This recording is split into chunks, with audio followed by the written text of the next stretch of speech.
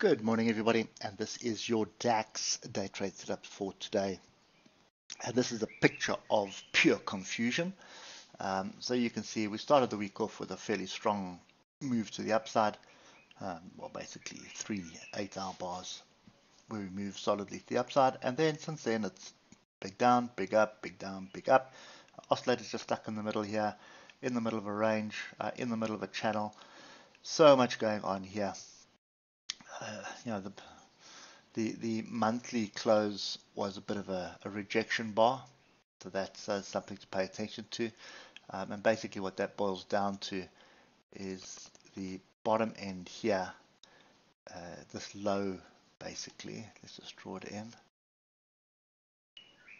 that there is going to be a fairly significant trigger.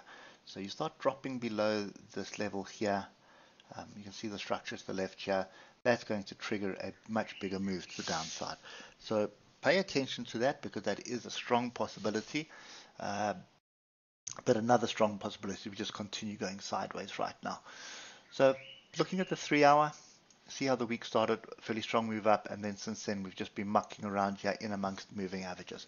Now remember, whenever we are toying with price inside the moving averages like this, it is an indication that we are ranging.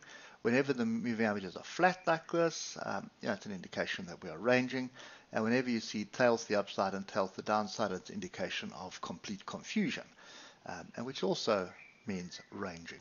So there is no structure here on the 3-hour that is saying potentially up or potentially down. And the same is true on the hour. So you can see we started off, moving averages are flat, big down, big up, big down, big up, big down, big up, big down, big up. So that's kind of what you should be expecting. Not even going to look for levels to the left at the moment, because it is kind of pointless. What you do need to do though is get down to the lower time frames. So have a look at the 15 minutes, because it just adds more fuel to fire. Big move down, pin bar. So if you were watching this on the 15-minute, you would have been looking, let's just do this on the hour rather. So there is a gap there. Tail came down, didn't quite get there.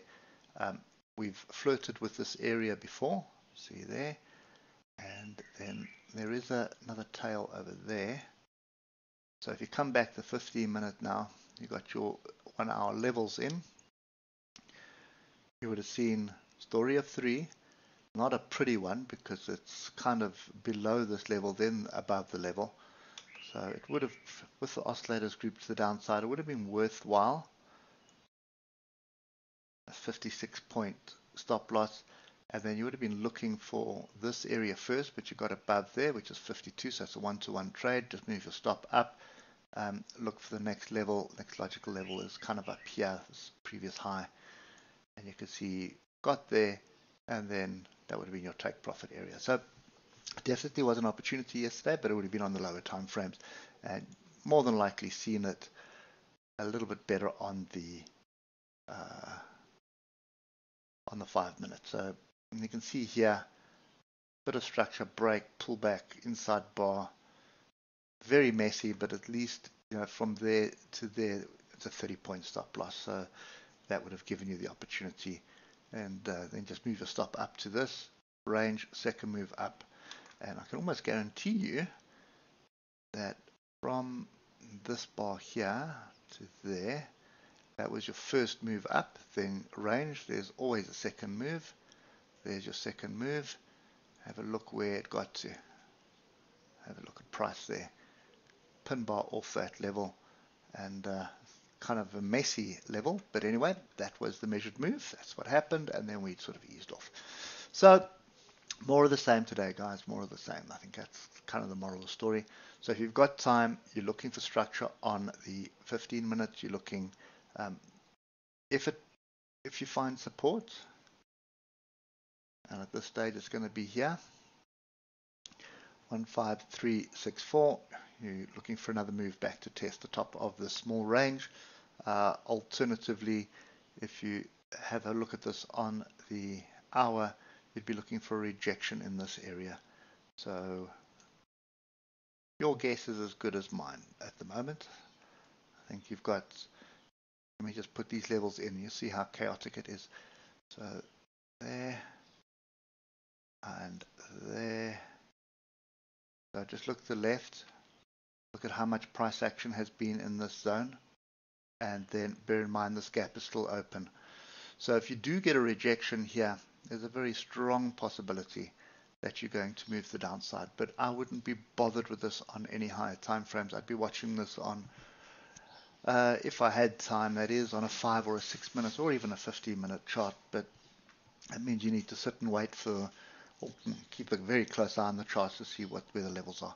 And the 50-minute moving averages are the wrong way around, although pointing up. Look at my oscillators here, all grouped to the upside. So I would be expecting a rejection off this area or another move down.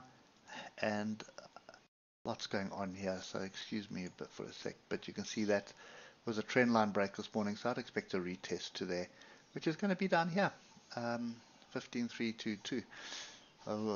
That's kind of my view this morning. I'd be very surprised if it continues the upside, but that is also possible. But that's kind of the only trade that I can see at the moment. Looking at this from an hour perspective, my advice is to go do something else. Don't bother with this. Look at all the chaos I've put in the charts at the moment.